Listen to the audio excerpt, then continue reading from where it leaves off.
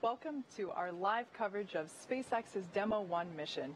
If you're just joining us, Dragon has performed its final departure burns from the International Space Station and is on its way back home to us. Today's mission actually began back on March 2nd when Dragon launched from Kennedy Space Center in Florida. Following that successful launch, Dragon arrived at the space station and docked with the orbiting lab on March 3rd. Dragon's return to Earth will mark the third completion of SpaceX's first demonstration mission for NASA's Commercial Crew program. While there are no astronauts on board Dragon today, this demonstration mission represents an important milestone as we approach our first crewed mission later this year. Earlier today, Dragon powered up from sleep mode and began its departure procedures and system checks. That's right, and then the spacecraft autonomously undocked from the International Space Station at 11:32 p.m. Pacific time just yesterday on March 7th. I'm pretty sure it's March 8th now. We've been here all night. And then it began a series of departure burns to move away from the station. We're going to be bringing you live coverage of the rest of the mission from the moment that Dragon jettisons its trunk to the deorbit burn all the way to that splashdown, which we're targeting for 5:45 a.m. Pacific time, with Dragon scheduled to splash down about 230 statute miles east of Kennedy Space Center. One interesting historical note for you real quick, it's actually been nearly 50 years to the day since Apollo 9 was the last spacecraft built for humans to splash down in the Atlantic. It completed its mission back on March 13, 1969. So a pretty big day and a pretty big historical note here. Unfortunately, due to a communications blackout, we're not going to be able to show you every step of Dragon's journey home, but we're going to be bringing you live status updates as it goes through the phase of things like the deorbit burn and the trunk separation, and we've been getting some pretty great views from the recovery ships out there, so we should have good views of Dragon as it comes down towards the water. Yeah. Now, in this next phase of the mission, Dragon has a series of steps to complete before it returns home. First, Dragon will jettison its trunk, like Dan just said, which is the cylindrical, unpressurized part of the spacecraft. We do this as the trunk is no longer needed to complete the mission. Yeah, that's going to be coming up in about 15 minutes or so. And like we said, we can't show every part of this for the mission, but we are going to be listening to the flight control teams. Again, we have one here right behind us in Hawthorne, and they're the ones basically monitoring all of Dragon's systems just like they've been doing since it lifted off 6 days ago. It's flown by so far. It really has. But we're going to be listening in and giving you the updates as they come in. Now, if you've been following along so far this morning, you might have seen us on the earlier webcast last night, this morning. It's hard to tell what time of day it is at this point. But you saw Dragon complete a series of burns. There were a number of departure burns away from the International Space Station that Dragon completed, which allowed the spacecraft to move further and further away from the station in a series of choreographed maneuvers. Everything went really well, and like we said, now we're just awaiting for that trunk separation. And after that, we'll have a pretty exciting deorbit burn and a splashdown. So we're looking forward to all that. Yeah, at this point, the Dragon spacecraft is well below the International Space Station and quite a few kilometers ahead of it at this point. And that's just to make sure once that trunk's separated, it's not on the same orbital plane, basically, as the International Space Station is. So that'll be the next major milestone coming up. And then that deorbit burn, which we'll go through all of those times in just a little bit. But it's going to be about a 15-minute firing of those thrusters on Dragon. And that's just basically going to take it out of orbit. So it's going to fire these thrusters until that trajectory is basically pointing it right back down in the ocean, in the Atlantic, where we're landing a spacecraft built for humans for the first time in 50 years. So this is going to be a really exciting morning. And like I said, we'll be bringing you some pretty great views. The sun is up already over on the East Coast, so we'll have a nice daytime splashdown. As someone who has seen this specific vehicle get built over the last couple of years, it's pretty incredible to, like I mentioned earlier in today's webcast, to actually see the astronauts on board the International Space Station floating in and out of the capsule as they were opening the hatch, and that was very exciting. And then upon the departure burns earlier, to see the imagery from the station as Dragon was leaving, it was just incredible. We had some amazing shots, and we've seen the artistic renderings for a couple of years now, what it would look like when Dragon was on station, and to finally see it was just a wonderful moment in terms of those of us that have had so many hours put into this spacecraft. It almost didn't look real when when you actually saw it flying out there.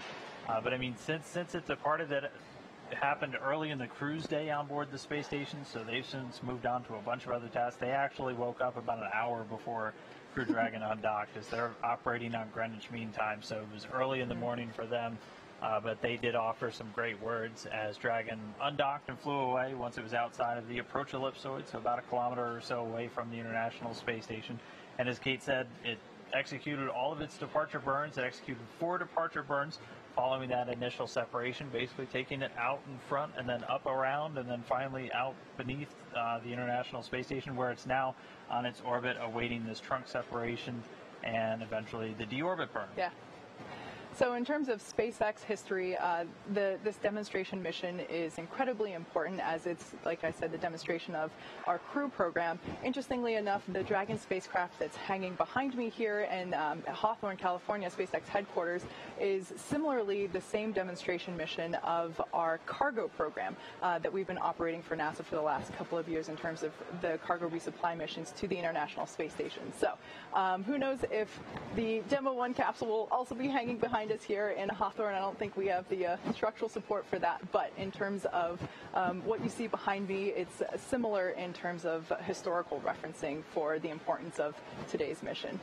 And that capsule actually already has another mission on the books for it. And, SpaceX is planning to use it in their ascent abort test coming a little bit later this year. That'll be between Demo 1, which we're about to wrap up today, and Demo 2, which will be the first flight that we actually have our astronauts on board that spacecraft. Bob Behnken and Doug Hurley, the 2 NASA astronauts, will be the first one to take Dragon into space. And the ascent abort, that will be a pretty cool test to see. I wouldn't want to be involved with it because that's a lot of G-forces, but it'll be really important for us to be able to demonstrate the ability for the capsule to leave the vehicle in an urgent need to do so. So we're all looking forward to that test flight, as it's also something we've been working towards for the last couple of years. And yeah, that should be coming up in a couple of months here. Yeah, and that'll be the second abort you guys have done, because you did a pad abort test already with a Dragon spacecraft. So basically just really putting the vehicle through all of the paces, all of these different abort tests, missions like this one right now, all ultimately with that goal of sending humans to the International Space Station on a Crew Dragon. Yeah. Something else really interesting about today's mission, and in fact the commercial crew program going forward in terms of SpaceX's approach to landing the capsules, we are landing them in the Atlantic, like we mentioned earlier, whereas the cargo resupply mission Dragon capsules have all landed in the Pacific. So today is really exciting. We're really pumped to bring you footage of our recovery team as we pull Dragon out of the Atlantic Ocean. It's a lot of firsts today. It's been a lot of firsts all week, and to say the adrenaline has been pumping around here is an understatement. Yeah, we even had a crowd earlier this morning behind us gathered down at the control, and there's even more crowd. now. Yeah, now it's 4:30 in the morning here on the West Coast, but the crowd is already starting to gather here at SpaceX headquarters. But interesting note, normally those cargo Dragons landing over in the Pacific, and while this vehicle ultimately designed for crew, it's also carrying some cargo. It carried about 400 pounds of cargo up to the International Space Station, and it's been packed with a little over 300 pounds for the return trip home. And that's broken out across a couple of different areas. One of the more interesting ones, and one of the ones NASA's really keen on, is it's bringing back what we call utilization, so some science samples. It actually has 2 bags. They're basically like coolers on board that are packed with these cold bricks that we're able to put science samples in. So the ones that are coming back home today using some of the human research projects on board the International Space Station is, we like to say, the astronauts are experiments themselves. We're always poking and prodding while they're up there just to see how the human body changes and reacts in microgravity. And a lot of the samples from a couple of those projects are coming home on Dragon today. Also bringing home a couple of radiation monitors, and one thing that our program manager, Kirk Shireman for the Space Station program, noted, it's also going to have a fan pump separator on it, and that's actually a piece, it's a piece of the spacesuits, the EMUs, the extravehicular mobility units. I'm from NASA, and we still use way too many acronyms. And it's a piece that actually failed on orbit some time back, and they're bringing it home to take a look at it. It was since replaced with a spare unit. And we do have some spacewalks coming up in March. So very busy time in space right now, but right now kind of all focused on watching this Dragon come home. So the next milestone that we have coming up in about 7 minutes is the trunk separation. We will take a break for a few minutes while we await that, so stay tuned and we'll see you in a couple.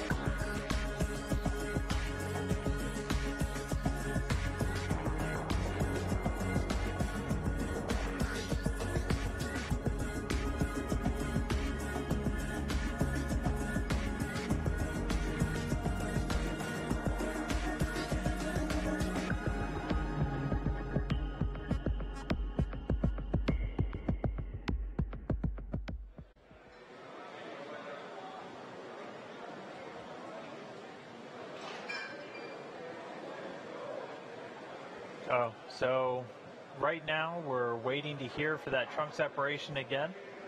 We are expecting to get that call just on the internal nets any moment now. That'll be the next major milestone, and then it'll be on to deorbit burn. Exactly. So we should have that call out any minute now. As we wait for trunk separation, this is the last thing that Dragon has to do before it is able to re-enter the Earth's atmosphere and splash down in the Atlantic Ocean. That's right, yeah. The trunk not coming home, but the rest of the Dragon capsule, the more important part, is going to be coming home. The other stuff that Dragon's going to do before it does that final re-entry is close that nose cone, and we'll get through a little bit of that soon, but basically that nose cone is going to protect that top part of the Dragon spacecraft, the docking adapter, and also the guidance and navigation and control sensors. So that's one of the last major milestones. That's another kind of departure from the cargo Dragon, which that nose cone gets jettisoned during the launch phase. But with Crew Dragon keeping the nose cone all the way through, it helps in the actual reusability of the Crew Dragon for future missions. Now that trunk section is unpressurized, and we are able to use it to transport cargo on the way up to the International Space Station, but everything that comes back from station is put into the pressurized section. So we are able to jettison that trunk as it's no longer needed, and we're able to shed that extra weight. And I think we just heard trunk separation. All right, so hopefully we'll be able to bring you visual here shortly. Actually, no, we're too far away from station at the moment, so yeah.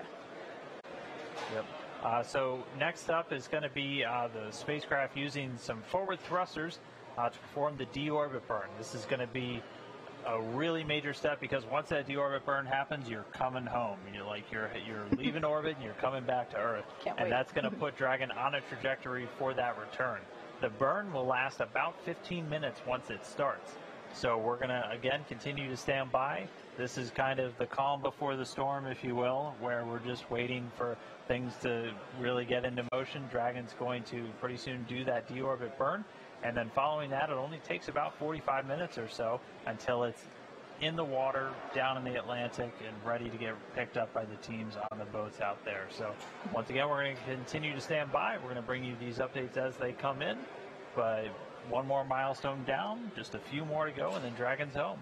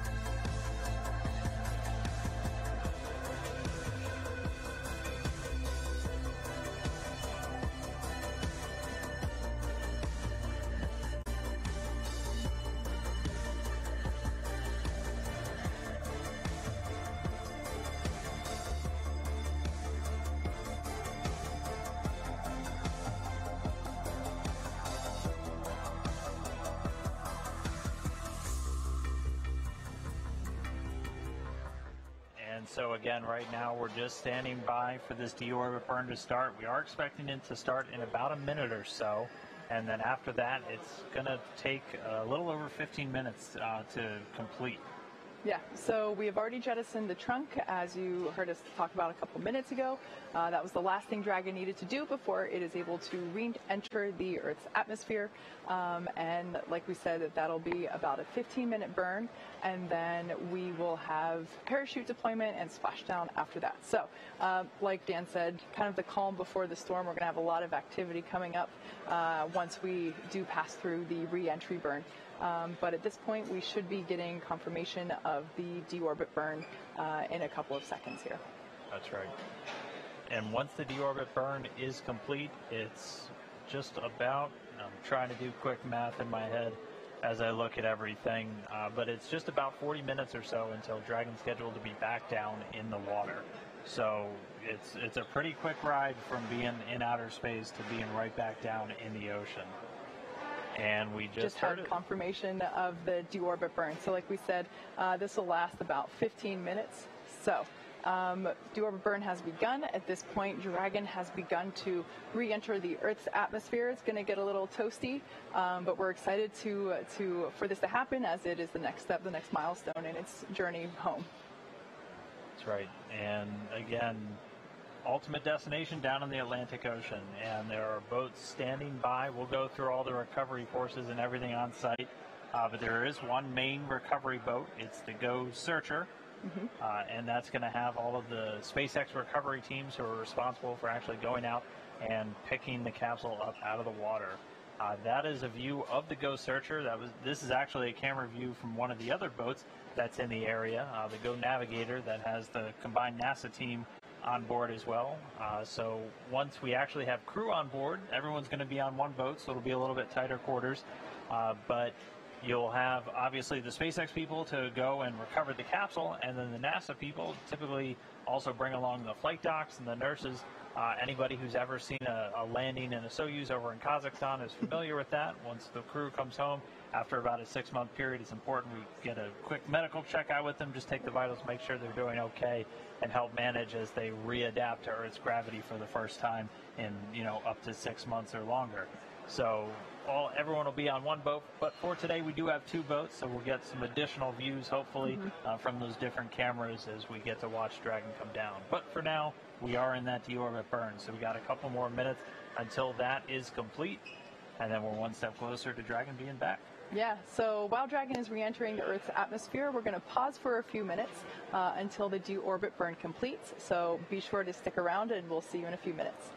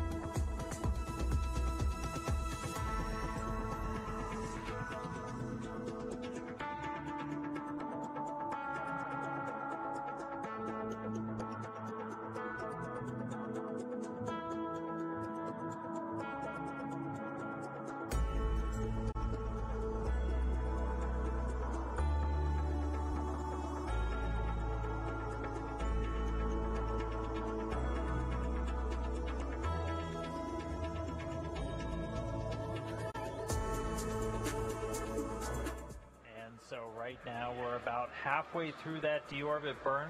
So again, we expect it to last about 15 minutes and 20 seconds.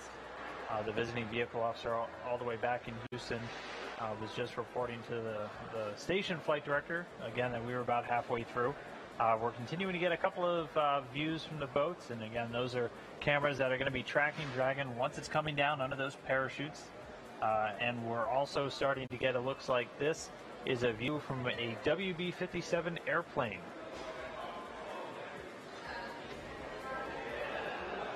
And so we have a number of assets out there off the Florida coast. Again, there's two ships rather, both with tracking cameras on board.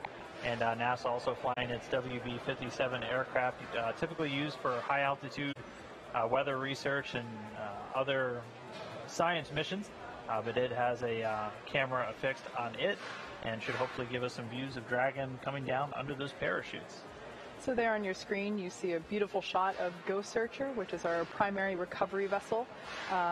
There on the front part of the ship, you can see what would essentially be the crew's quarters during the wait. They could be out to sea, depending on how rough the waves are, for a couple of weeks to just a couple of days, depending on the splashdown point. So they're coming into the view on the right-hand side of your screen. At the top is actually the helipad. For helicopters to land if we need to take the astronauts to shore quicker than just having them ride along on the ship. And really something that I just absolutely love about this vessel is underneath that helipad are actually medical quarters. So we're able to get the astronauts checked out immediately after egressing from the capsule, and we're able to check them out there and give them a warm welcome, not on land yet, obviously, but it's just such an incredible vehicle there that we're able to sustain so much activity while we're waiting for the astronauts to splash down, and then obviously once they are on board. It's also important to note, so right now the teams are about 200 or so, give or take, nautical miles off the coast. That won't be the case when we are bringing crew members back. That landing zone much closer in. I think it typically ranges out about 20 to 24 nautical miles or so away from the port. So that gives them the capability to then get back in within just a couple of hours instead of a little over a day that it's looking like it's going to take the teams to bring Dragon back after this mission. There we have some views from Dragon as it is re-entering the atmosphere. It's pretty dark in space. Yeah, we're still in the midst of that deorbit burn. We're expecting that to take about 5 more minutes, so that's pretty unique, getting views from the spacecraft while that deorbit burn is still underway. But again, this is just the final maneuver, that final firing of those Draco thrusters, just to bring Dragon out of orbit and set it up on a trajectory to ultimately splash down over there in the Atlantic, where, as you were just seeing, the recovery teams are standing by, ready and waiting to receive.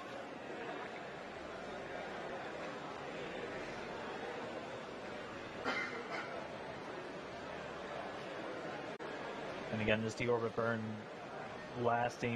planned to last about 15 minutes and 20 seconds. And this is just to ultimately carry Dragon out of its circular orbit. So right now it's been in a circular orbit just beneath the space station's orbit. We call it a co-elliptic orbit for the last several hours. And this deorbit burn is going to radically change that planned orbit, basically setting it up to intersect back down with the Earth, back down there in the water where the recovery teams are waiting. Now that we have a full view of the recovery vessel on the very right side of your screen, we can see a portion of the ship that we weren't able to see before, and that's actually the portion of the ship where once the Dragon capsule is close enough, it will be lifted up out of the water by that vertical piece that you see there. It'll actually actuate out over the water and lift the Dragon capsule up out of the ocean and then bring it back onto the boat and set it down into its nest.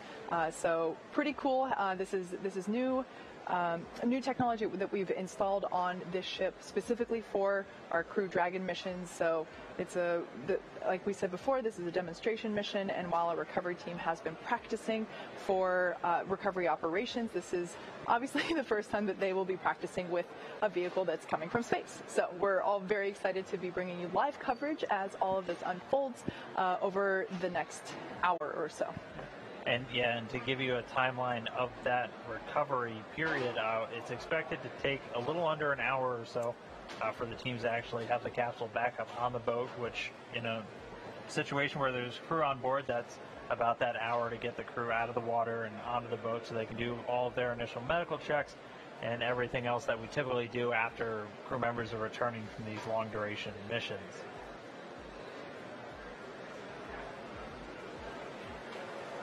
The waves looking pretty calm, though, looking like really good conditions out there in the Atlantic. Again, they're a little over 200 nautical miles off the coast of Florida, and they'll ultimately be bound back for Port Canaveral, where the spacecraft's going to get brought back in and handed over to the SpaceX teams there, where they're going to begin processing and pretty much getting ready to turn it around for that ascent aboard. Yeah. We've been monitoring the recovery weather conditions over the last several days, and now that Recovery Day has come upon us, we can see that we have beautiful skies and in my unprofessional nautical knowledge, relatively calm seas by my eyes. But it's really difficult to be able to predict what the weather is going to be like at sea very far in advance. So we're all very happy to be able to have clear imagery of the recovery team as we make progress here. I feel like we've lucked out with Florida weather so far on this mission. All right, we're here, and there's about 1 minute left in this deorbit burn, so just about done with that. And again, this is just that final maneuver to begin bringing Dragon out of space and down to the ocean. We're still getting a couple of views from on board the Dragon spacecraft. That's what you're looking at right now.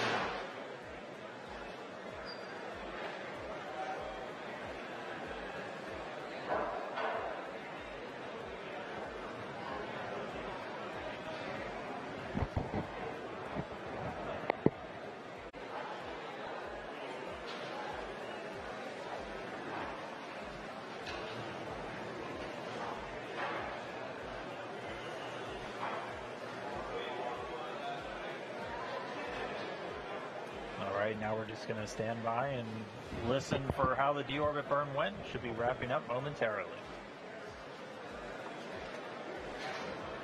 So, like Dan said, we are waiting confirmation of the conclusion of the deorbit burn.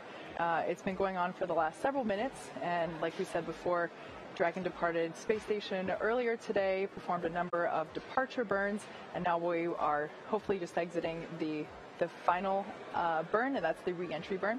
And there on the left-hand side of your screen, you can see our recovery vessel waiting for the splashdown of Dragon. Once we exit the re-entry burn, we will have parachute deployment. The first one of those will be the drogue chutes, the smaller chutes that slow the vehicle down, followed by the main parachute deployment. And that will slow it down even further, allowing it to come to a slower velocity as it approaches the surface of the ocean. And we are being told that was a nominal burn, so the deorbit burn is complete. Dragon is on its way home. And so the next thing that's going to happen is that nose cone on Dragon is going to get closed. We heard that process is now in work. And then it's time for Dragon to really get through the Earth's atmosphere and ultimately splash down. So that's where the vehicle is going to heat up tremendously, because again, you have to keep in mind Dragon traveling at thousands of miles per hour right now, and when it hits the thicker part of the Earth's atmosphere, it's going to heat up tremendously from the friction. And this is actually video of the nose cone starting to close on the Dragon spacecraft.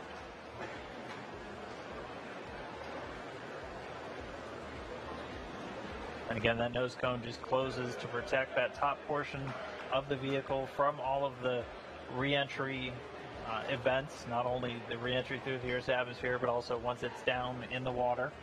And that protects the guidance and navigation and control sensors on top of Dragon. and also that docking ring that it uses to attach to the space station. So again, what you're seeing right now is the nose cone closing on the Dragon spacecraft as we await for it to re-enter the Earth's atmosphere.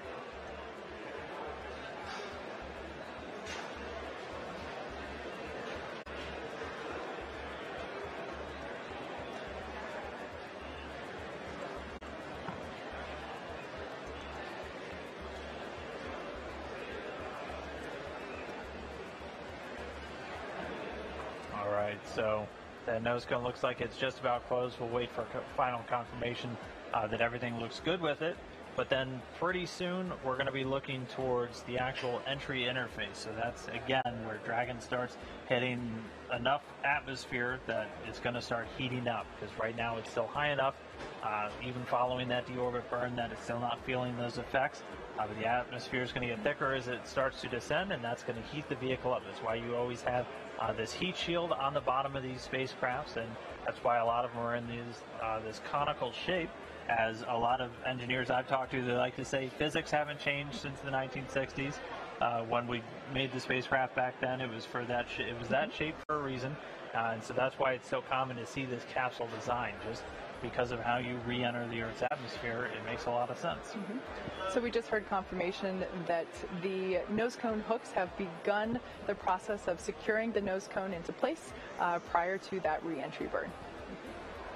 That's right, and so there's actually an anticipated time where you lose signal with the spacecraft, and that's just because as you're re-entering the Earth's atmosphere and you go through that intense heat, plasma actually builds up on the outside of the spacecraft, and you can't send or receive signals from there. So it's very common when there's people on board, you'll lose the voice communication between them and the ground, and you'll lose all the telemetry or the data streams that you have coming from the spacecraft to rooms like the Mission Control Center just behind us here in Hawthorne.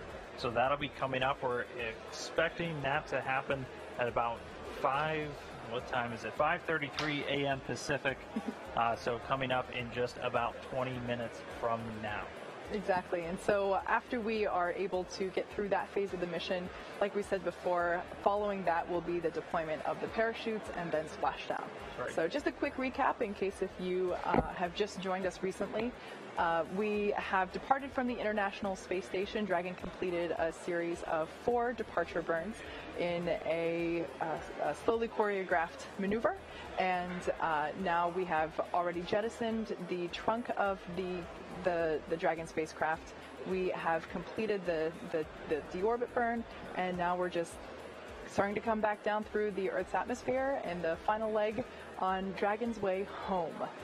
That's right, so that nose cone's closed, and we're just going to be standing by to wait until we go through that entry interface. Again, that'll be about 20 minutes from now. And then once it's down through there, it's time for the parachutes. And we talked about the parachutes a little while ago, and we should hopefully get to see those parachutes maybe from the plane. But once it's down beneath the cloud deck, so we should be able to see them from the boats that'll be standing by out there at the recovery zone. And it comes in 2 different stages. Can you walk us through the parachutes real quick? Yeah. So with the parachutes, we will have the drogue parachutes. Those are the smaller chutes that will come out that will slow the vehicle down a little bit. And then we will have the main parachutes. Those are clearly visible by the orange and white coloring on them. Very iconic if you've watched our previous Dragon splashdowns for the cargo resupply missions. So we will have that, and then that's what will slow the vehicle down enough to have a safe splashdown in the water.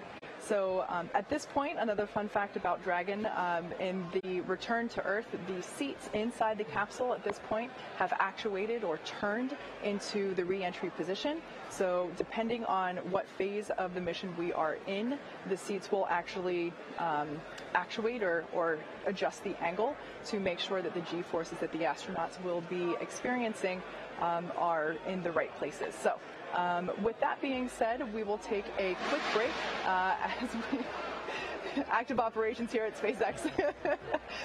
So with that being said, we will take a quick break. Be sure to stay tuned with us as we go through this period of anticipated blackout with the Dragon capsule. We'll be back in just a few as we come back in anticipation of that parachute deployment. Stick around.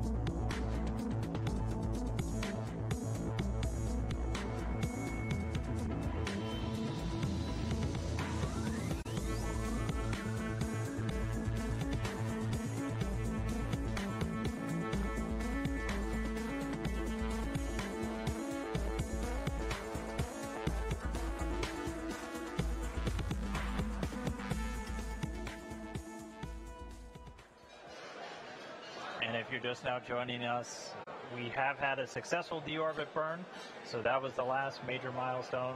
We've also confirmed that the nose cone is closed, the hook's all engaged, and so now we're just waiting for Dragon to begin making its way through the Earth's atmosphere. That deorbit burn lasted a little over 15 minutes and was reported that it was done successfully, no issues, and Dragon is now on its way home. We're continuing to get some pretty great views from the boats out there in the splashdown zone. We're also going to be on the lookout for some video possibly from an aircraft that we have in the area. One of NASA's WB-57 research planes is going to be trying to get some views of Dragon and the chute deploy and actually coming down under the parachutes. There are some clouds in the area, so the boats might not see it right away, but once it's underneath those cloud decks, they'll have some pretty great views of it coming down. So there on your screen, again, you can see our primary recovery vessel. That is, well, there it went. But that is our recovery ship that is fully equipped with medical quarters for checkouts. Once we do have crew on board Dragon for our upcoming missions, they will be able to come out of the capsule and get a full medical checkout immediately afterward. There's also a helipad there where a helicopter can land in the event that we might need to get them back to port sooner than what the boat may be able to go. And there on your screen you can actually see, I mentioned earlier, the lift that will bring Dragon out of the water has actuated it into its recovery position. So that you can see on the right-hand side of your screen at the end of the boat, and that is what will actually take Dragon out of the water, lift it up, and then place it into its nest, which is the official term for it on the ship, and then that would be considered the end, at least whenever we get to that point, that will be the end of our webcast today. But at this point, we're still waiting for the parachutes to deploy and then for the entire recovery operation, which, like I mentioned before, the recovery team has practiced this, but obviously not with a vessel that has come down from the International Space Station yet. So a lot of firsts that we'll be seeing today, and we're really excited to be able to share that with you.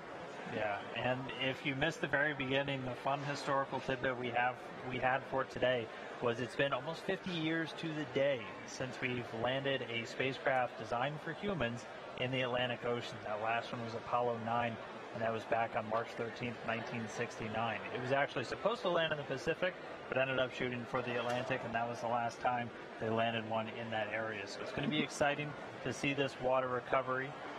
All of our crew members for the last couple of years, well, basically since we stopped flying the space shuttle, have come down for land landings over in Kazakhstan on the Russian Soyuz spacecraft.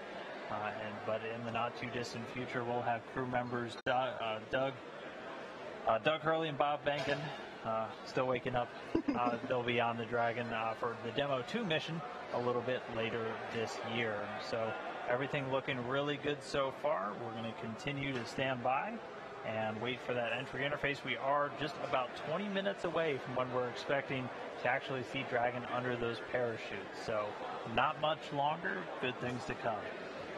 There's a lot of anticipation. There's a crowd growing behind me here at SpaceX headquarters. Our mission control center is just down there, and you can probably hear the voices in the room around us, and the crowd is definitely starting to grow in anticipation of Dragon's reappearance. So with that being said, we will take a quick break as we await for Dragon to re-enter and for those parachute deployments. Stick around. We'll be back in just a few.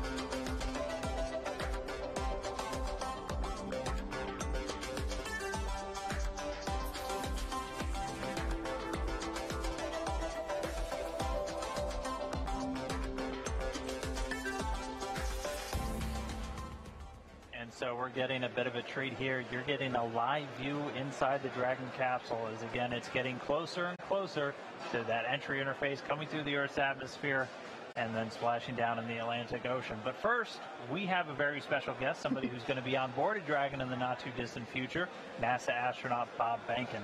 Bob, thanks for being here. Thanks for taking a couple of minutes. I know you're following along with the teams. There's a lot of excitement. How are you feeling about the mission so far? Well, I think I said this before when we were out here for the ascent phase and docking. Just super excited. You know, of course, this one is the precursor for our mission that's upcoming here. And so when this one's done successfully, we'll be one step closer to our flight. That's awesome. Yeah. So what is in store for you between now and that flight? What kind of preparations do you have left to do? Yeah, that's a great question. We have a significant amount of training that we need to go through. So we'll walk through all the various phases of flight. So we'll do pre-launch. We'll get suited. We'll do that here in Hawthorne in the Buck. We'll do a walkthrough at the Kennedy Space Center, actually on the launch pad. Learn a little bit more about the emergency escape system if we should need that prior to launching into space. And so we'll walk through all those different scenarios. Then we'll head back out here again for a couple of other events associated with docking and, of course, with the reentry. And so we're getting views inside the Dragon spacecraft, and I mean, a camera's okay, but it can't do the real thing justice. What's it like to be like in a spacecraft when you're coming back through and everything's heating up? Yeah, there's a couple of pieces of coming back through the atmosphere. The first one is really emotional for those of us who've seen a lot of spacecraft come back. It's just it's very special to kind of go through that experience, and it's a physical thing as well, as you actually see the light from the atmosphere as it heats up the external portions of the spacecraft. You see some orange lights flickering, the plasma kind of go past the windows. The windows will be down in near our feet on this vehicle. That'll be our closest view out the window per se, but it's definitely something that we'll be able to see and know the outside of the vehicle is going through something pretty severe, and we'll be hoping it takes care of us as it takes us through entry. That's incredible. I can't even imagine what that experience might be like. Remarkable. Again, there's the physical piece of it. You can, sensations that come in with the light, but there's also the emotion of knowing that you're taking all that energy that you put into the vehicle to get it into orbit. It's all got to come back out so that you can get back to the ground safely. So it's been a while since you've been to space. Is there anything you're really looking forward to when you get to the space station? Anything like what's your bucket list once you get back up there? For me, when I get back to the International Space Station, I really am looking forward to seeing it completely complete. I was pretty close with my flight. We put the cupola on the underside of the space station, one of the things close to the construction complete on the International Space Station. So I'm looking forward to getting back in there and actually experiencing sunrises and sunsets again. They're just remarkable from on orbit. Not quite the same as they are from the ground, and can't get that anyplace else. Last question for you. I'm sure you've been following along on social media. You've seen the photos of our zero-G indicator. Now, he's not coming back until you bring him back for us, so you'll have a little bit of time to play with him while you're on station. Is there anything that you would like to teach little Earthy while you're up on station with him? Yeah, that's a good question. I didn't actually realize that little Earthy was going to stay on board the space station until Lee Rosen, one of your folks here at SpaceX, come and let us know when we sat down to watch undocking, and he said, "Hey, we're going to need Earthy back. You got to bring him back." And so I think our plan is to have him teach us. He's going to welcome us aboard probably when we get there. And I think Ann and David and Oleg have trained him up well. So hopefully he can walk us through the emergency brief, and he's a full-fledged station crew member by the time that we get there. Well, it definitely looks like he's been getting a crash course in just about everything. Yeah, he should have it all, and he ought to be able to transfer it to us. That's part of being a crew member that arrives and takes over responsibilities on the International Space Station. That's very cool. Well, we certainly look forward to him coming back as well as you and Doug in our Demo 2 mission in a couple of months. So it'll be very exciting. Very much looking forward to it, as you might imagine. Us as well. Thank you. Well, we're going to get back to the re-entry interface, Bob. We're going to let you go watch along because, again, vested interest in all everything that's happening. Thanks so much for jumping upstairs real quick and talking about this. Thank you again. Thank you very much. Thank you. So with that, we are awaiting the deployment, or excuse me, the final phase of the re-entry of Dragon spacecraft as it's coming back through the Earth's atmosphere. I'm still kind of reeling from his comments about what it's like to actually come barreling through the Earth's atmosphere, something that you see depicted in movies and TV shows, of course, but to hear it live from the source is pretty cool. And that's exactly what Dragon and Ripley are doing right now. So we brought you a live view of that just a couple of minutes ago. That was pretty cool that we were able to get that shot. Like we said, plasma will be building up on the exterior of the vehicle as it's re-entering the atmosphere. So there's a blackout period that we were expecting, and that's where we're at right now. So while we can't bring you a view of Ripley on her journey back to the Atlantic Ocean, you can see a view of our recovery ship there. Like I said before, we can now see that the lift arms have actuated out into the recovery position, and they're like that in anticipation of Dragon being pulled in to position closer to the end of the ship and being lifted up into the recovery nest. And you got to imagine the teams out there on the ocean are ready for this to come home. Again, since they're about 200, give or take, nautical miles out to sea, they actually left yesterday, so they've been out on the water for some time. So they're ready and waiting. Again, the prime team is on that Ghost Searcher, and that's a bunch of SpaceX technicians who are going to be responsible for going out on some fast boats that will deploy from that prime ship. And they'll begin just basically getting the capsule stable and then bringing it in closer to ultimately get hoisted up on the ship. Also, going off to make sure that they get those parachutes as those get jettisoned from the capsule at pretty much just at the moment of touchdown.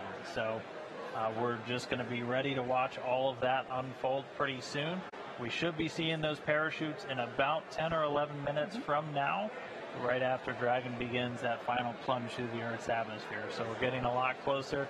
Things are really going to pick up once we get those first views of Dragon over the Atlantic there. Absolutely. So like Dan just said, we've got about 10 minutes until we see the first deployment, which are the deployments of the drogue parachutes. So with that being said, we're going to take a quick break, and we'll be back in a few as we get closer to parachute deployment.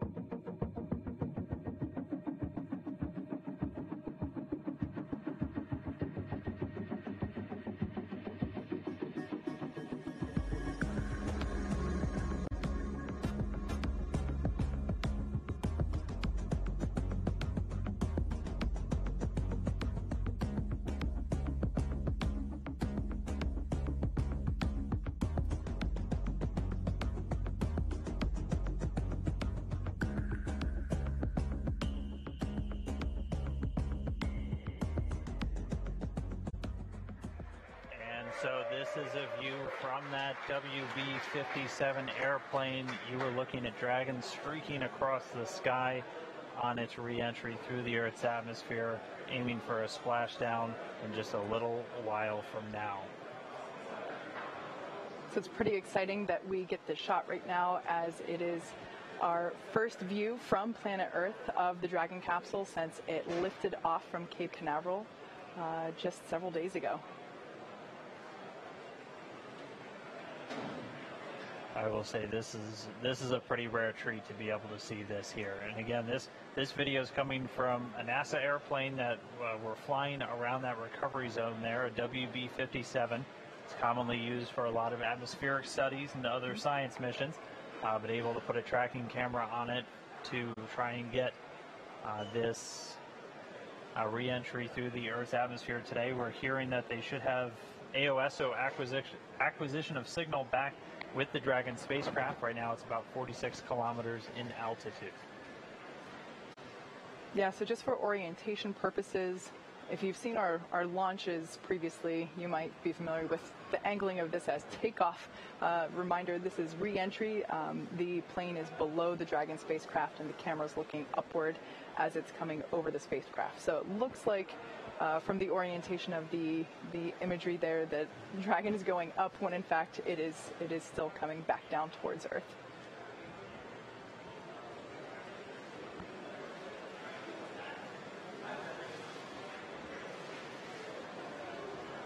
And again, just keeping you on the timeline, so we actually acquired signal about a minute ahead of when it was expected, where we're going to be looking for those initial drogue chute deployments at about 41 minutes after the hour. So after Dragon gets a little bit lower down, we're going to be keeping an eye out. You're going to see the drogue chutes deploy initially, followed by those 4 main parachutes, much larger and able to slow the vehicle down for a much softer splashdown in the ocean.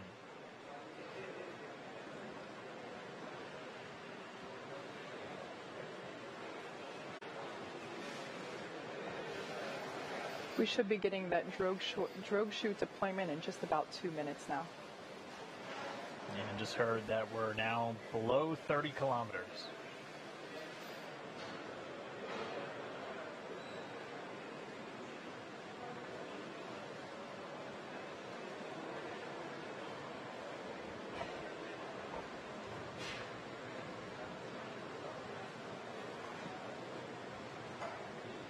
And if you're just now tuning in, this is Dragon. This is Dragon coming home. This is from a camera on board a chase plane there at the landing zone over the Atlantic, about 200 or so nautical miles off the coast of Florida. We're under 30 kilometers, continuing to descend. The next milestone we're going to be looking for is parachute deployment.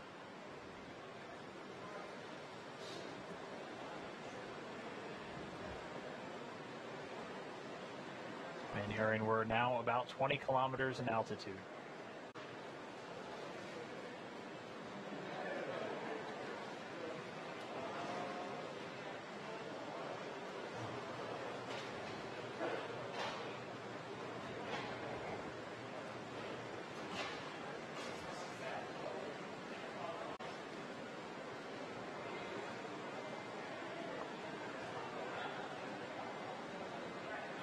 The Dragon spacecraft continuing to descend. It's now subsonic, so already starting to slow down thanks to the aero braking, basically slamming into that Earth's atmosphere, causes a lot of friction and allows the vehicle to eventually reach its terminal velocity, basically. And then those parachutes are going to kick in.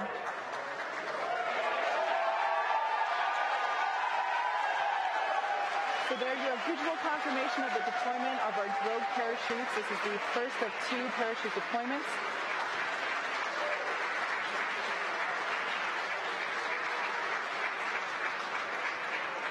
So those drogue chutes do the initial slowing, and then they're ultimately going to pull out the 4 main parachutes responsible for really slowing the spacecraft down prior to that splashdown. You can hear cheering here at SpaceX headquarters as the employees that have gathered around our Mission Control Center are sharing the same view as you. What a gorgeous shot of Dragon coming back down.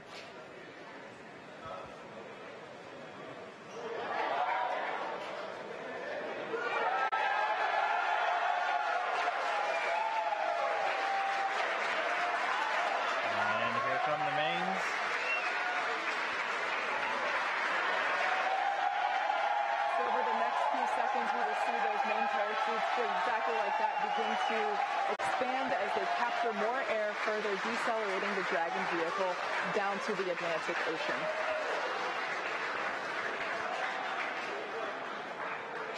Really can't ask for a more picture-perfect shot than that.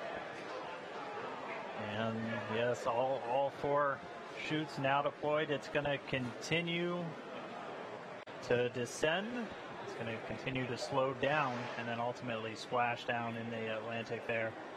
We're now under 1 kilometer in altitude.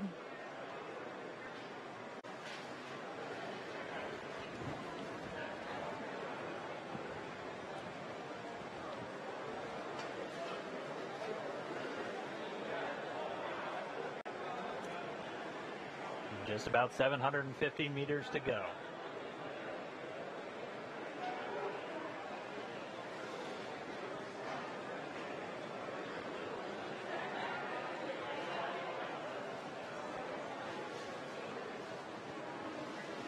In case if you're just joining us, you can see on your screen there, Dragon has just re-entered the Earth's atmosphere after departing from the International Space Station. We have a gorgeous shot of 4 healthy parachutes deployed and slowing the vehicle down as it is approaching the surface of the Atlantic Ocean off the coast of Florida. And it's continuing to descend under those chutes. We just passed 500 meters. Everything continuing to look good via reports to all the flight control teams. Now we're at about 400 meters.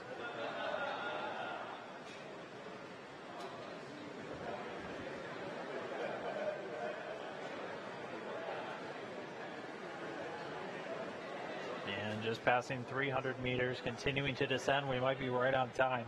We were planning on splashing down at about 5:45 a.m. Pacific, and we're getting real close to that bingo time. Just past 200 meters.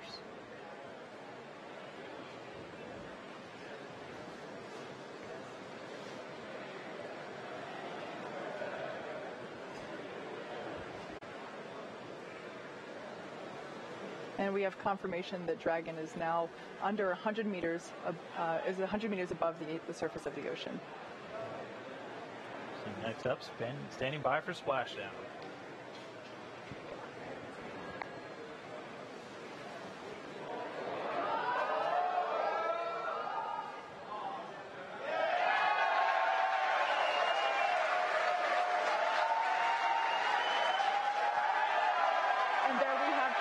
Of splashdown. Dragon has returned to planet Earth. It is now back home, and you can see on your screen our 2 fast boats racing out to the capsule, now in recovery. That splashdown came right on time, 5:45 a.m. Pacific, 8:45 a.m. over on the East Coast. The teams that have been ready and waiting, they were staged just a few nautical miles away. They're going to start moving in now. You can see those 2 fast approach boats already speeding their way towards the capsule.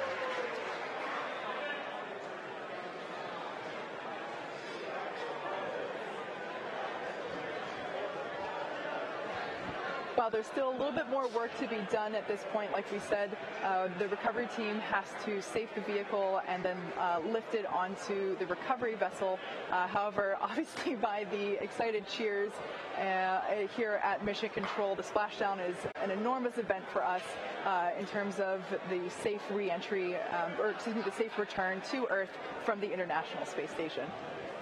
That's right, and you'll notice 2 boats on their way. 1 boat actually responsible for beginning to safe the vehicle and get it ready to go up onto the boat. The other one's going to go off and collect those parachutes as those 4 main chutes actually get jettisoned away from the spacecraft as soon as the vehicle detects that it's splashed down in the water. But if you missed it, I'm really sorry because that was really cool to see. But Dragon did splash down at 5:45 a.m. Pacific time, 8:45 a.m. over there on the East Coast, where they're now moving in on Dragon spacecraft in the water, ready to recover it. Exactly. So like we said, the recovery team has been ready and waiting for a Dragon splashdown.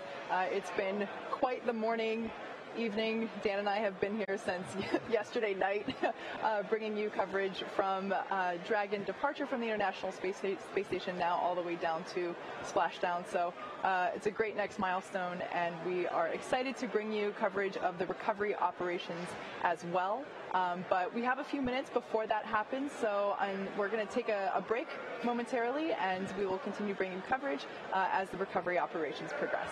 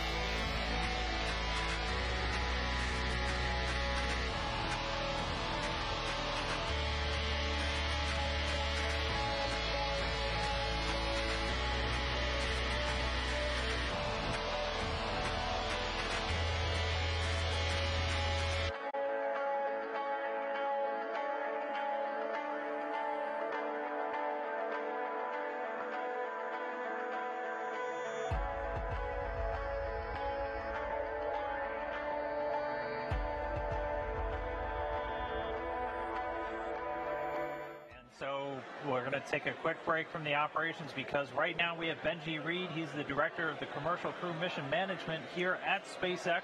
Benji, first off, congratulations. Successful splashdown, successful end of Demo 1. What's it been like to watch through this mission? What are your thoughts? What are you looking forward to? Have you had a chance to catch your breath?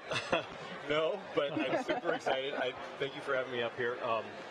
To be honest, I'm kind of shaking, and I'm super, excited. It was an incredible journey to get to this moment. The teams have just done an amazing job, both the SpaceX and the NASA teams jointly. It's fundamentally, this is like a great day for the nation, for SpaceX, for NASA, for all of us, really for the world. I think it was Ann who said this is the first time in 40 years that we have a spacecraft designed for humans to fly. And not only did she fly and go to the space station, do everything she was supposed to do, but we brought her home safe and sound, landing here in Atlanta. Just amazing. I can't believe how well the whole mission is done. Pretty much, I think on every point, everything's been nailed all the way along.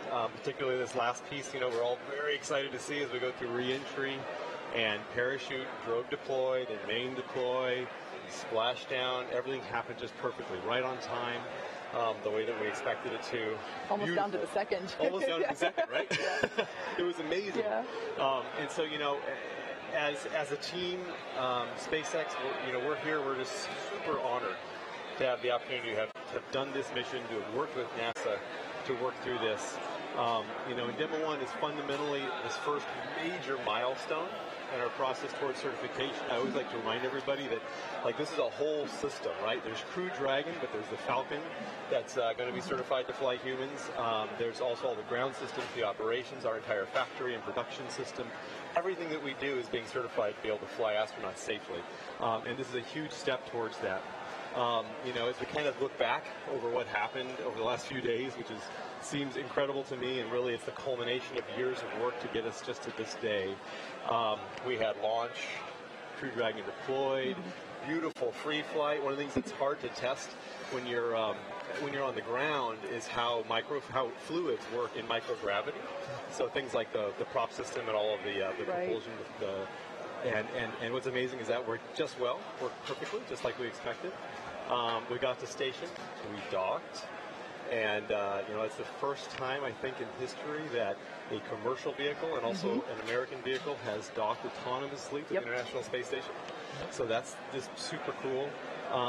Loaded with all kinds of sensors, all kinds of tests that we did. We met Ripley. Yeah. We got to see, she's loaded with sensors so we can understand exactly all the forces that will happen on the crew as they come. As they're launched and then sent to station and come home.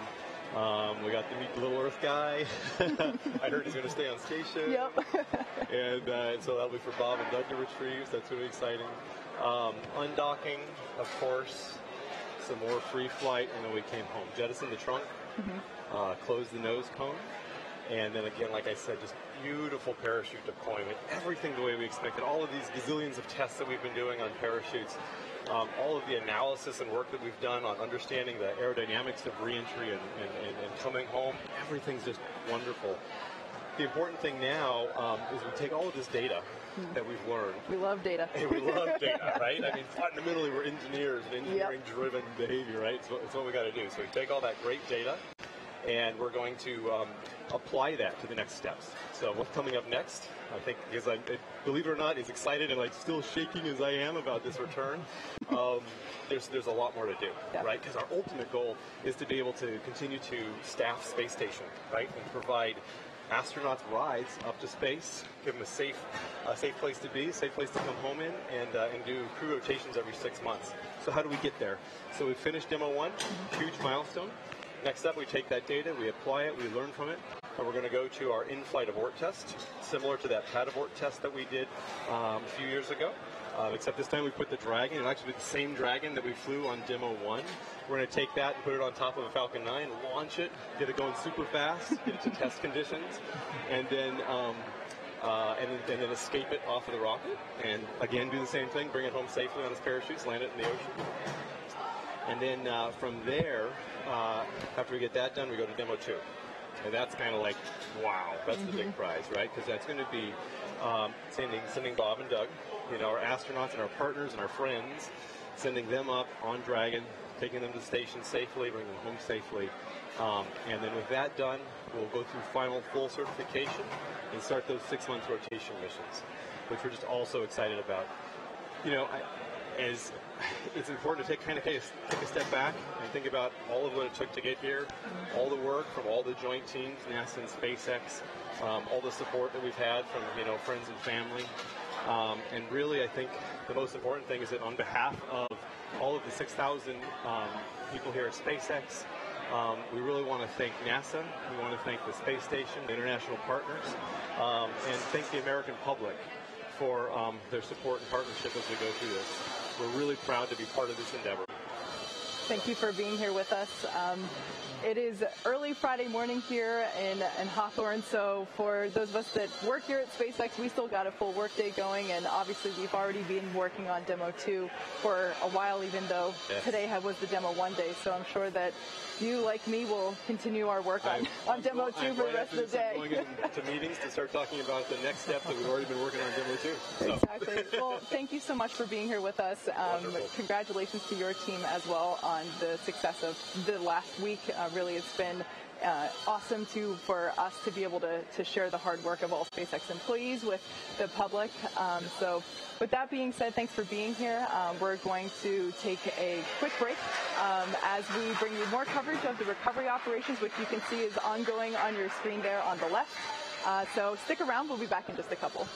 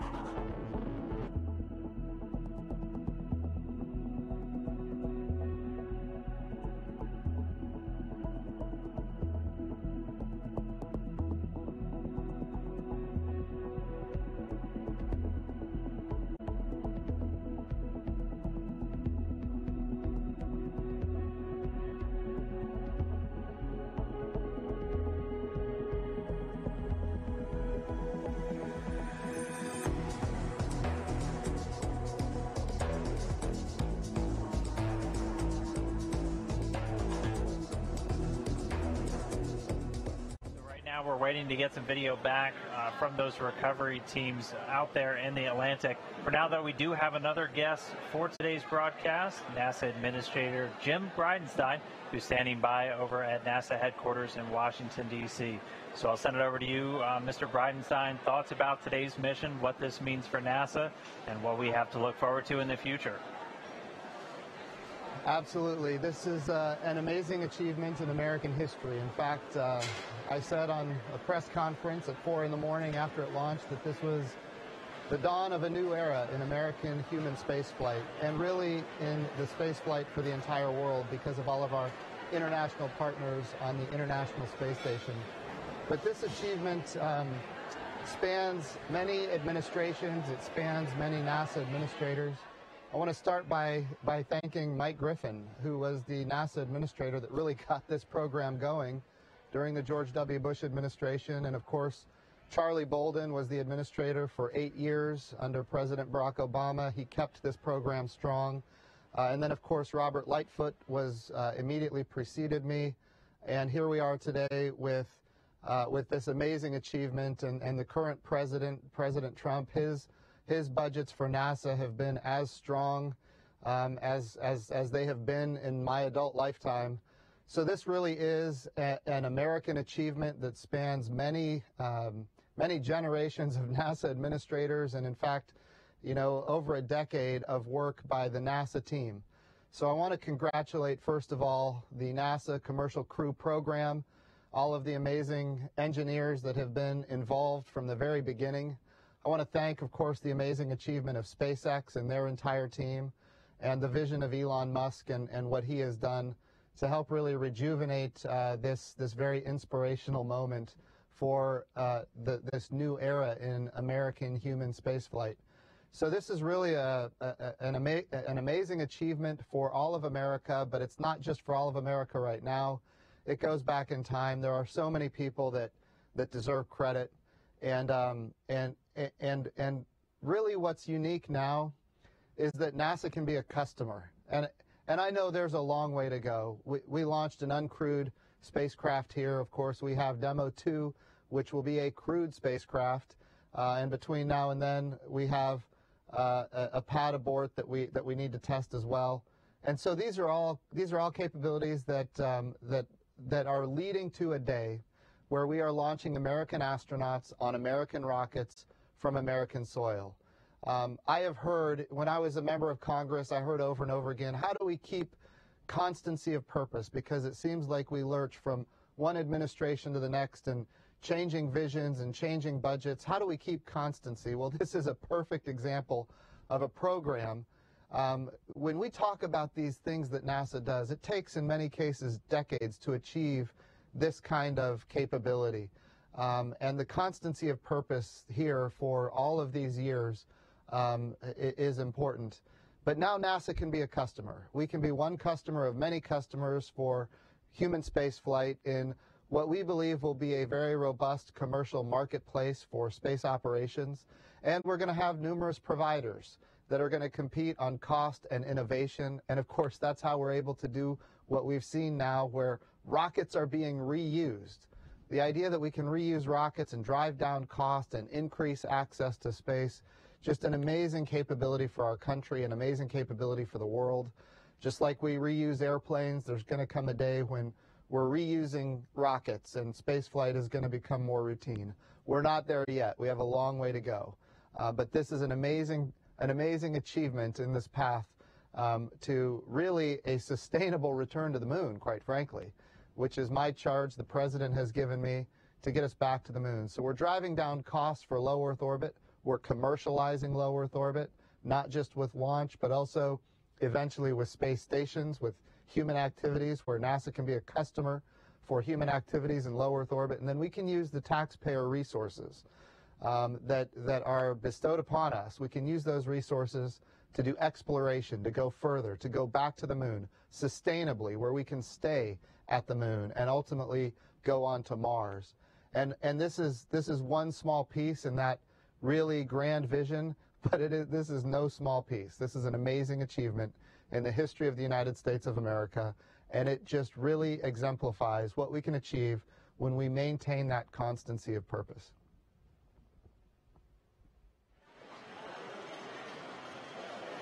All right. And thank you, Administrator Jim Bridenstine, again, joining us just there from NASA headquarters over in Washington, D.C.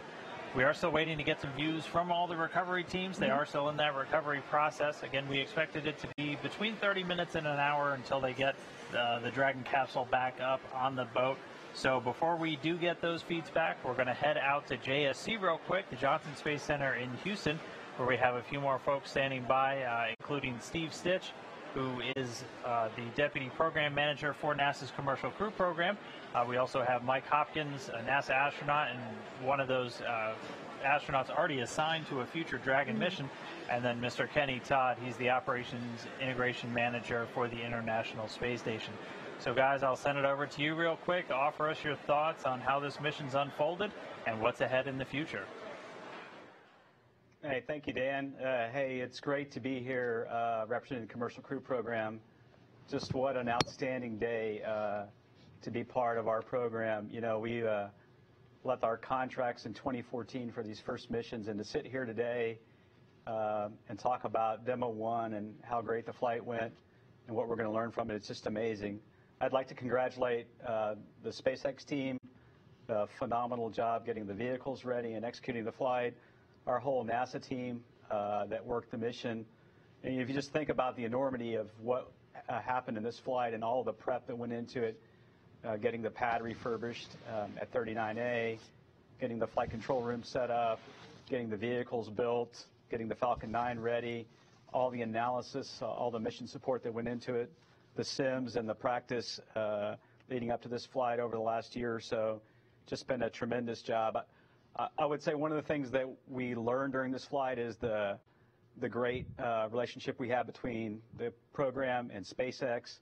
I would say our teams work seamlessly back and forth with SpaceX, not only in the lead up to the flight, but in how we manage the flight through the Dragon mission management team, and then also working with Kenny Todd and the Space Station program. Space Station program did a phenomenal job supporting our program while we were docked to station, on the way to station, and the international partnership as well. So really great opportunity for this mission. The last 24 hours have been exciting for us. You know, we closed the hatches yesterday around noon, got into the undock today about 1:31 a.m., did a few small separations to get away from station. If you watched that on NASA TV, that was flawless. Did about 3 separations to get down below station. Executed the deorbit burn at about 6:52 a.m. Central Time, and then landed it just a few minutes ago at 7:45. The vehicle's doing well. The recovery crews are out. They're on the scene. They've already been around the spacecraft and made sure it was secure for personnel. You might have seen that one of the parachutes happened. It was a very calm day with very low sea states and low winds. One of the chutes kind of landed on the Dragon capsule. They already got that off. So that's going really well. It'll probably take 30 minutes to maybe an hour to get it back on the ship. But then when you kind of look overall at this mission, it was a great dress rehearsal for Demo 2. We learned a phenomenal amount in the pre-launch time frame about how to load the vehicle and thinking forward to how we'll put the crews in the vehicle. You know, the ascent profile for this flight, we practiced the exact profile that Mike Hopkins and others will fly very soon, Doug Hurley and Bob Binkin.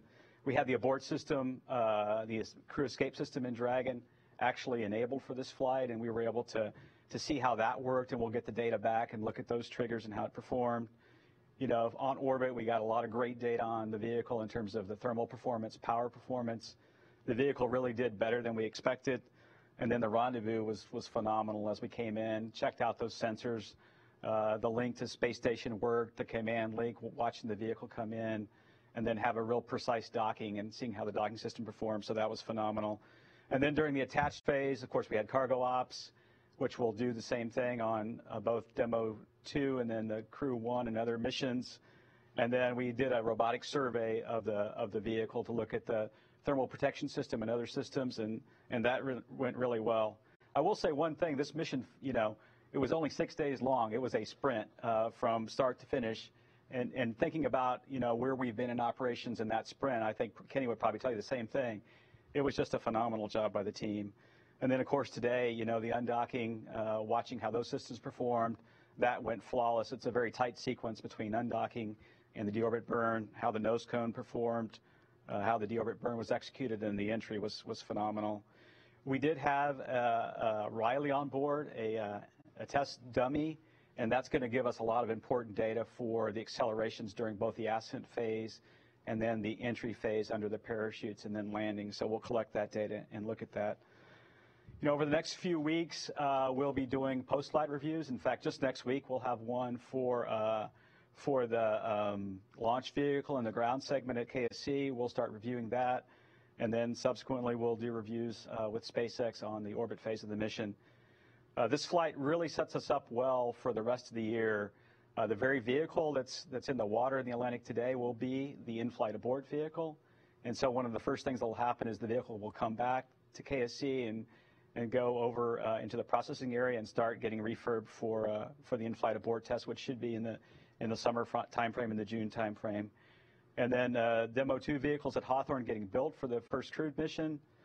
That's in progress and going well. That work has continued all through the flight.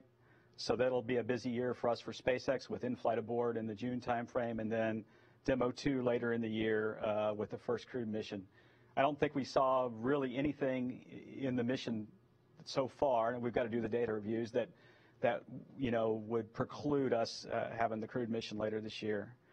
And then after that, you know, it's a busy time in our program also. If you look in the April timeframe, we're getting ready for the orbit flight test for Boeing, and that will happen very soon. And so our program will transition after this mission and the data reviews into preparing not only for in-flight abort and Demo 2, but also the orbit flight test, the uncrewed flight test for Boeing. And that'll be coming up in the April timeframe. Spacecraft 3, which is the Boeing vehicle, is coming together at the Commercial Crew Processing Facility down in Florida, and they're in the middle of a bunch of very critical testing right now at an El Segundo to verify that the spacecraft can work successfully in space. And then later on this year, we'll have the crewed flight test for Boeing as well. So if you just look at all the activities in Commercial Crew, it's a super busy time. In addition to this flight, we did, in the last few weeks, we did parachute tests for SpaceX and Boeing. And so if you look at all the activities to get ready for flying our crews, it's just a very exciting time. So again, congratulations to our SpaceX team and all the NASA people across the country that worked so hard for many, many years on this flight. It really sets us up for the rest of the year, and it's a super exciting time to be in Commercial Crew. Now I'll turn it over to Hopper. All right, thanks, Steve. So on behalf of the astronaut office and the crew, I'd like to also extend our congratulations to the SpaceX team, to the Commercial Crew team, to really all of NASA, and to everyone that was involved in this major milestone on returning human launch and landing capabilities back to U.S. soil. I think that's very exciting. But as you can see on the video of the vehicle, work is still ongoing. The recovery procedures process is still ongoing, and I'm personally very anxious to hear how I think it's Ripley is feeling after they pull her out of the capsule and get her back onto the recovery vehicle. In terms of some major takeaways from a crew perspective, I think one of the things that we're very excited about from this DM1 mission is, for the first time, we've gotten to see an end-to-end test. And so now we've brought together the people, the hardware, and all the processes and procedures, and gotten to see how they all work together. And that's very important on this as we move towards putting people on board the vehicle. And as Steve also said, of course, we're very interested in seeing the data. I suspect there's going to be some lessons learned, some improvements, some changes that we're going to have to make from this. That's all part of the testing process.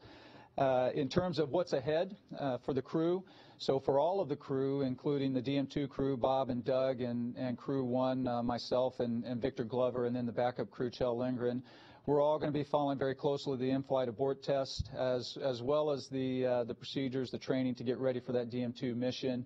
We also have a lot of verification testing, final verification testing that we'll all be involved in, as well as test subjects for that. Specifically for Bob and Doug as DM2, of course, they're going to start focusing even more on that training for the DM2 mission. They've got, after this mission, they've got a lot less runway in front of them, so it's going to start moving, I think, a lot quicker. For the Crew 1 crew, the team, Victor and I, and even for Chell as the backup, we've got a lot of training, not only for Dragon, but also for ISS. Our mission is to not only get up there and return safely, but is actually to do some work for the ISS program while we're there. And so that means we've got to do all of the training for being able to do the spacewalks and being able to operate the robotic arm and maintain the station and do that critical science that's been going on for, gosh, over 18 years now. Pretty amazing. So that's what's ahead for us. I guess finally I'd like to just kind of emphasize that this mission, this amazing week that we've had, is really just one small step in this very methodical build-up approach that we've been going through, that the program has laid out, that the company has laid out in order for us to put people on board these vehicles and get them up and back to the station. And so, again, congratulations to the entire team, and over to Kenny.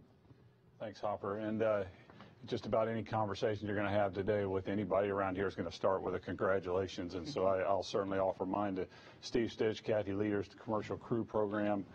Just a phenomenal effort.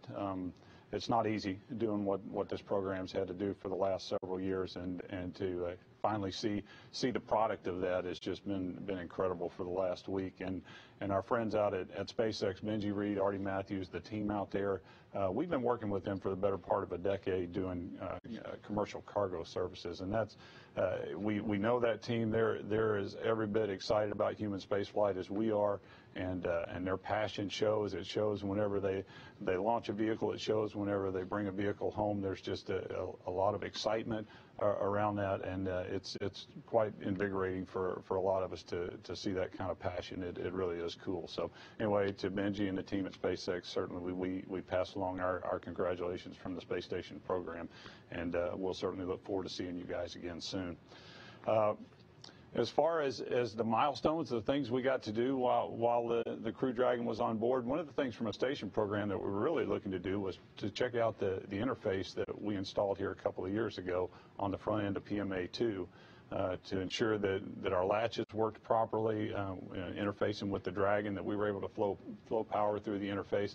All of that worked just perfectly. And so for us, we feel like we're in a good position going forward to support the Commercial Crew Program, and that we don't have anything else, at least on the front end of the PMA-2, that we need to worry about going forward. We are later this year going to install another docking adapter up on the Node 2 Zenith port, which will give us two ports to dock the Commercial Crew vehicles, and so we're excited to get on with that activity later on this year. So as far as the team, I talked to our team earlier this week, and I said probably in about a week from now we'll forget that we had a Crew Dragon on board, just because of what lies in front of us, and that is that we have a new crew coming up later this coming week on Thursday. We'll see the launch of 58 Soyuz from Baikonur, and so we're excited about that. The team has already started to deploy there. The crew's there and ready to go, and so we're excited to get the crew back up to a size of 6 again. Again, just gives us more flexibility, the opportunity to do more science and work on the backlog that we have on board. So we're excited about that. And one of the first things we're going to be tackling as soon as we get back up to a crew of 6 is a set of EVAs. We can call it a triple EVA because, like it sounds, it's a set of 3 EVAs. We're going to do 3 of them in about 16 days. And so right after hatch open, we're going to be hard at work trying to put the final plans in place for those EVAs. And then shortly after that, we've got a couple of cargo vehicles coming up. In fact, another SpaceX vehicle, and also a Northrop Grumman Cygnus is coming on board as well during the month of April. So there's a lot going on. Again, we're very excited about what's happened this week, and next week we'll go tackle some of the stuff that's coming forward. But at least today and for this weekend, we want to celebrate this accomplishment with the Commercial Crew Program and the folks from SpaceX, and bask in the glow of that along with them and enjoy it. It was quite a few days here, Dan. So with that, we'll hand it back to you. All right. Thank you, Kenny, Mike, and Steve over there in Houston. Thanks for those words. And now we're going to get back to the action. We're getting some views back of that recovery of the Dragon spacecraft. The teams are in place, and now we're just waiting for it to make its way onto the recovery ship. Exactly. So now that Dragon has splashed down in the Atlantic Ocean, the recovery team is going to go through a number of steps as we recover the Dragon spacecraft and lift it onto the recovery ship. Now, in case if you're joining us, well, just real quick, you can see on your screen there a live shot of Dragon recovery, the capsule bobbing in the sea there with the Dragon team working on those recovery operations. In case you are just joining us, the mission has gone very smoothly so far today. Dragon successfully splashed down in the Atlantic Ocean just several minutes ago. At 5:45 a.m. Pacific. 5:45 a.m. So, gosh, I can't believe how late in the morning it is already. Time flies. And about 240 nautical miles away from Cape Canaveral. Approximately 6 hours prior to splashdown, Dragon autonomously undocked from the International Space Station, completed a series of departure burns, jettisoned its trunk section, and performed its final burn, the deorbit burn, and placed itself on a trajectory toward the Atlantic Ocean. And this is actually a replay of that final descent from just a little bit earlier this morning. At this point, Dragon was under the 2 drogue chutes, and those were responsible for all of that initial slowing down. And they also were responsible for pulling out the main parachutes, which you can see in the replay here. And those 4 main parachutes deployed successfully. We heard from Benji and also the teams during the action that they went exactly as planned, everything kind of happening exactly on the timeline too. But that all came after Dragon successfully re-entered the Earth's atmosphere, and those parachutes were deployed. And now, though, we're on to the final part of Dragon's journey, as it's pretty soon going to get lifted out of the water and placed onto the recovery boat. So again, this is a replay of the re-entry and splashdown that we witnessed live several minutes ago. Gorgeous shot of those lovely full parachutes as they are slowing the Dragon capsule down to the Atlantic Ocean. Yeah, it's already been 45 minutes since that happened. Wow. It feels like it was just 5. about 5 minutes ago. But yeah, that splashdown was 5:45 a.m. Pacific, 8:45 a.m. So a little bit later in the morning over there on the East Coast when Dragon splashed down again. Yeah, about 200 or so nautical miles out from Port Canaveral. If you've been following along with our mission this week, you already know that we don't have actual humans on board, just Ripley, our anthropomorphic test device. She has lots of sensors placed around the body, I guess you would say. Inside the suit, there's a microphone inside as well. Yeah. So this will give us lots of really cool data about the G-forces and what the test device experienced during launch and docking and re-entry. However, as with all steps so far in our Demo 1 mission, our teams will be covering the full steps in the recovery process as if it were an actual crewed mission in order to prepare for our first time with NASA astronauts on board. You saw earlier that the recovery fast boats went very quickly to the splashdown point. Go Searcher, the main recovery vessel, followed along quickly, which you can see in your screen right now.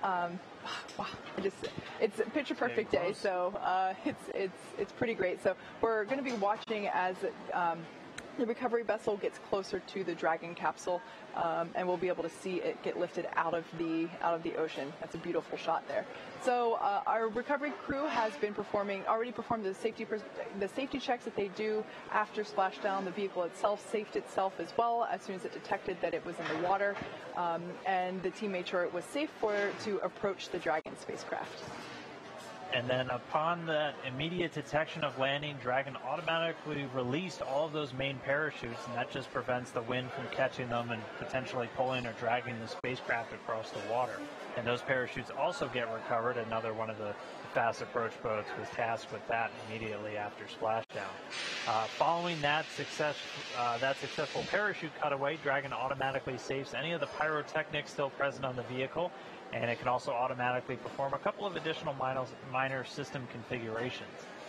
The astronauts, if they were on board, would remain seated, so Ripley obviously hasn't gotten up right now on the boat, but she has not unbuckled her seatbelt yet. She has not unbuckled her seatbelt yet. The astronauts, if they were on board, would remain seated, and they stay in their suits at this point. But the Dragon spacecraft has air conditioning on board, and that helps keep the temperatures in check inside the spacecraft. And the communication system on board also remains powered, so the crew still has their two-way communication as they are just kind of sitting there in the capsule waiting for the teams to move in and pull them up on the boat.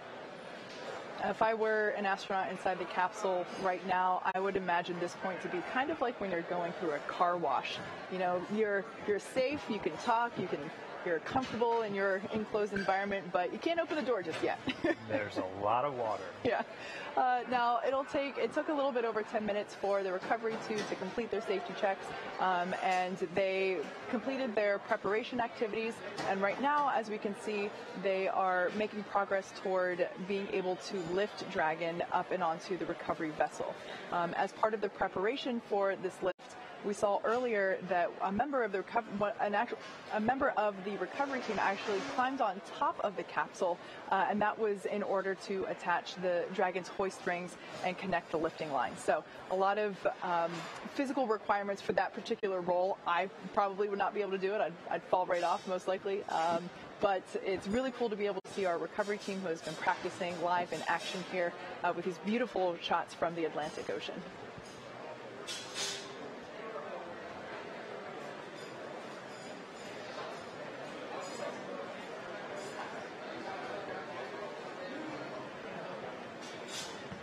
And so for now, we're just going to continue getting these great views from the boats out there. This view is actually from one of the other vessels that traveled out to the recovery zone. This is from the Go Navigator and the combined NASA teams with a number of managers, flight docs, and other personnel that will be involved in kind of the game day operations when we have crew on board the spacecraft. They're on the Go Navigator.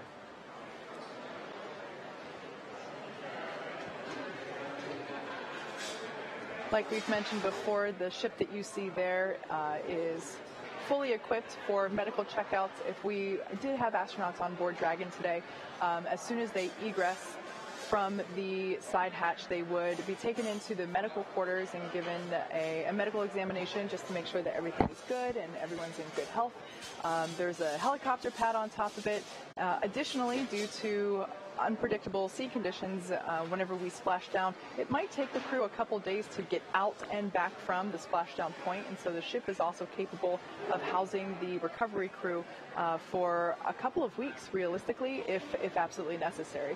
Obviously a long time to be on a ship, in my opinion, but it's fully equipped, and I've been on that ship myself, and it's just incredible to me as someone that keeps my eyes towards the sky and not necessarily, water, ocean sickness.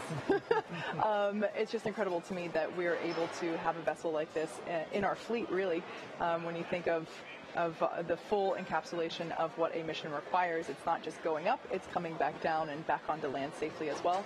And this vessel is a great example of how we're able to do that.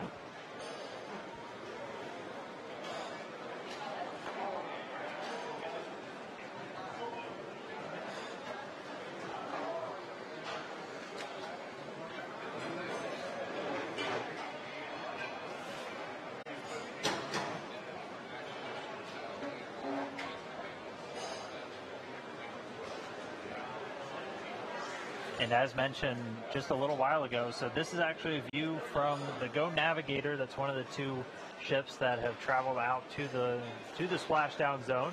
One of the NASA personnel on board that ship is Shane Kimbrough, and he's actually the lead for all of the various NASA recovery teams and pretty much responsible for overseeing all the crew's needs and all their recovery, all their quarantine before launch. He likes to say I think he told us they kind of belong to him once they're in quarantine and getting ready.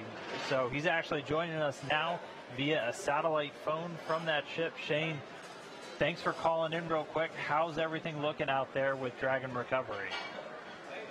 Hey, Dan. Great to talk to you from the Go Navigator. Everything's going really well. It was just beautiful seeing it come in on the drogues and then the main parachutes and then obviously the splashdown. You guys are probably seeing video now. The Go Searcher is getting pretty close to getting the capsule and getting it on deck.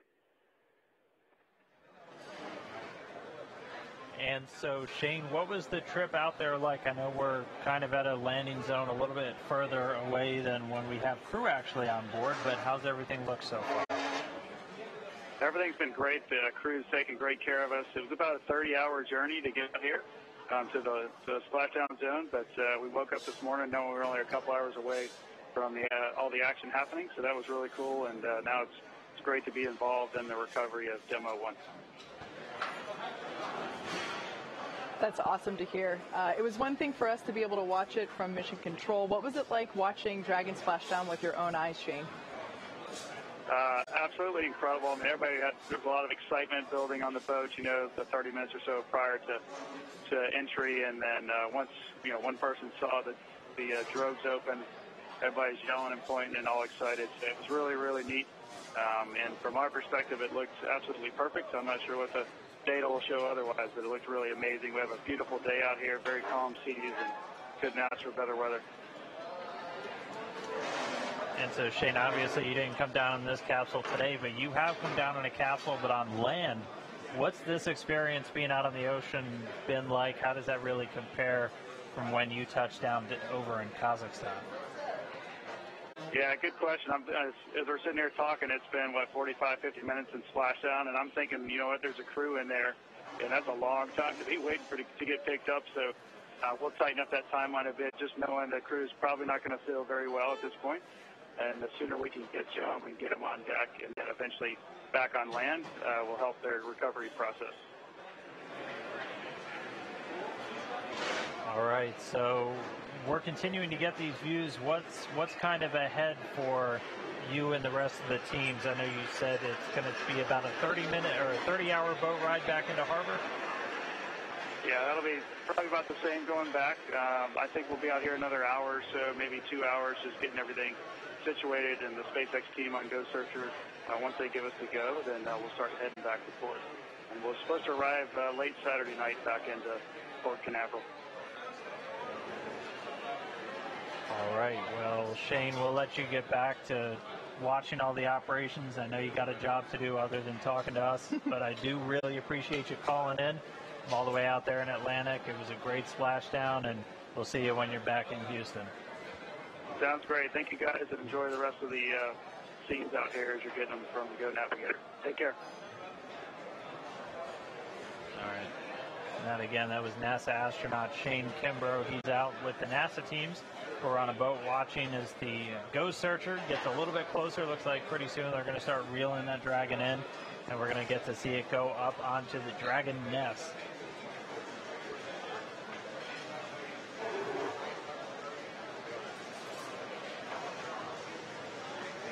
So you saw a couple of seconds ago the shot on your screen of the back of the boat itself.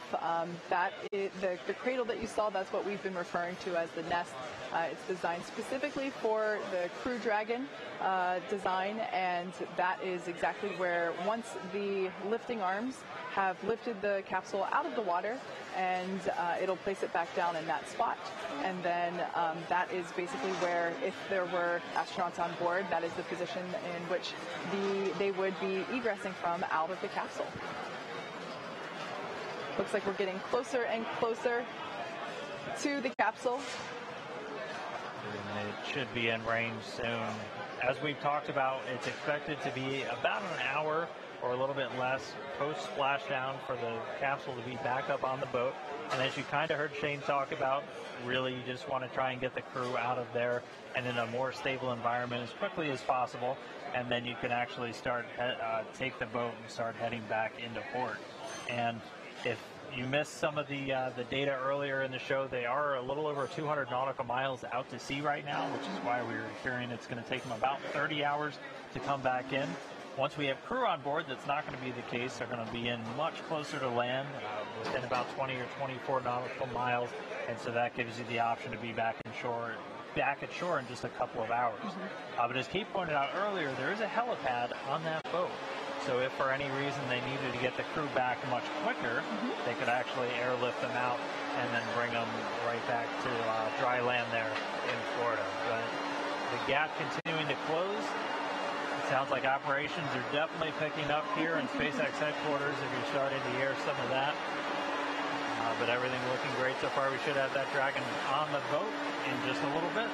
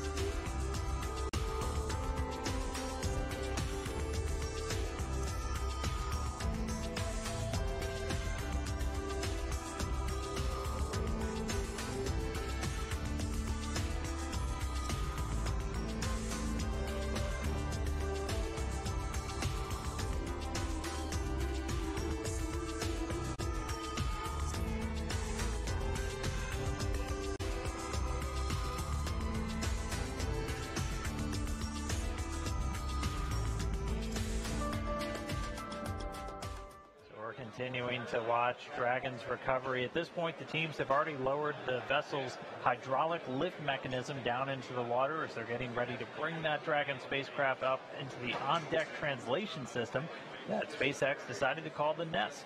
And Dragon's going to remain in that nest during its journey back to the coast, where it's going to arrive at Port Canaveral, Florida.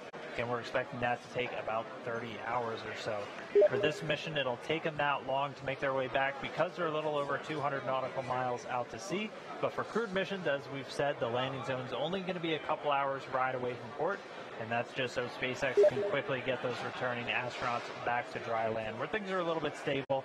And after you've been in microgravity for about 6 months, your feet will probably appreciate that. The capsule pretty soon, though, is going to get lifted and set into that nest, and then they're going to center and orient the vehicle. And then Dragon will eventually get translated into the hangar aboard the ship so that the teams can open up the hatch. And for missions with astronauts aboard, we're almost at the point where the recovery teams would be assisting the crew to get out of Dragon. So we're almost there. That would happen shortly after they get back onto the ship. In aerospace terms, we call that the crew's egress from the spacecraft. And under the typical circumstances, the SpaceX recovery team is going to be helping out the crew of Dragon within 1 hour of landing. Yeah, so you can see on your screen there, Dragon is getting closer and closer to the back end of the recovery ship. Just a minute or two ago, we saw the crew member that was responsible for attaching all the appropriate rigging to the vessel jump off the capsule and back into the water.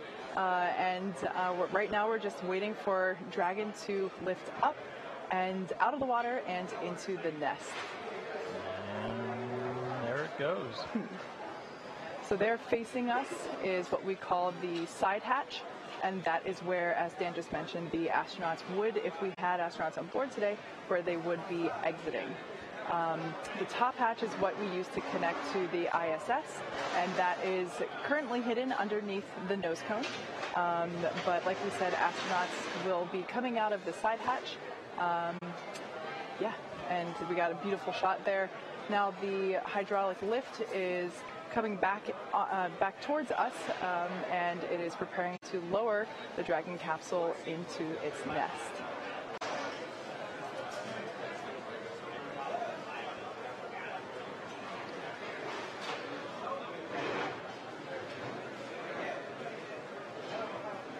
Like we said, we are treating this demonstration mission with the recovery operations as if there were actual astronauts on board.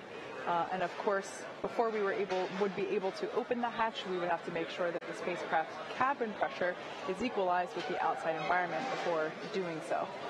So once Dragon is seated, and you can hear some cheers behind me as the remaining folks that we have here on the SpaceX team outside of Mission Control are cheering with the placement of Dragon into the nest there, as you can see.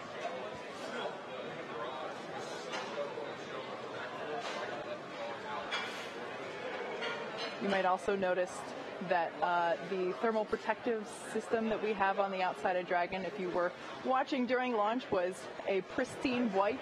Of course, upon re-entry, like we mentioned before, there was plasma, of course, as it re-entered through Earth's atmosphere. So we have a lovely toasted marshmallow there sitting in the nest of our recovery ship, which is, I just think it's such a cool view now that we're bringing the Dragon down, and we are obviously recovering our rockets, and it's just really cool to see that evidence of return back to Earth is really wonderful. Yeah, and we had fantastic luck with the weather today. The sea states were relatively calm by all reports, only a couple of clouds dotting the sky. Had great views of Dragon all the way down under its parachutes, even before its parachutes. We saw it just after that plane, entry interface, and we were getting some really cool views from the WB-57 airplane. But with Dragon back on the boat, that's about it for us. We're just now at about the end of this mission.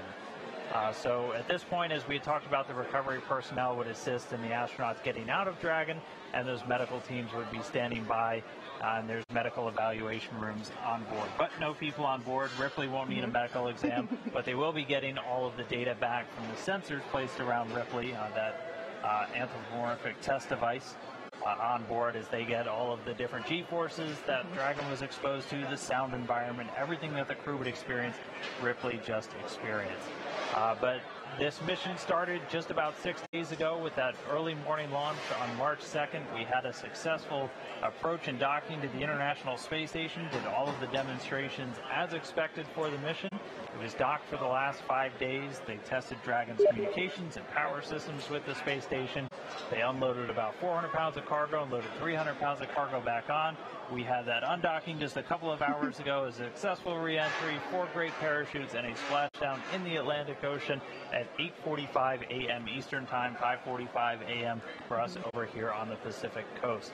So it was really a fantastic mission. It's been a huge honor for me to be out here at Hawthorne to share this with everybody and to share it with my SpaceX counterparts out here. A successful mission, the first successful test flight of NASA's Commercial Crew Program to the International Space Station. Yeah. So as Dan said, it's been an incredible honor to share this mission with the public. All the teams are incredibly thrilled with the success of this demonstration mission, which of course paves the way for our first crewed flight later this year. Be sure to follow along with SpaceX and NASA on our social media for updates and next steps on the Commercial Crew Program. Until next time, see you then.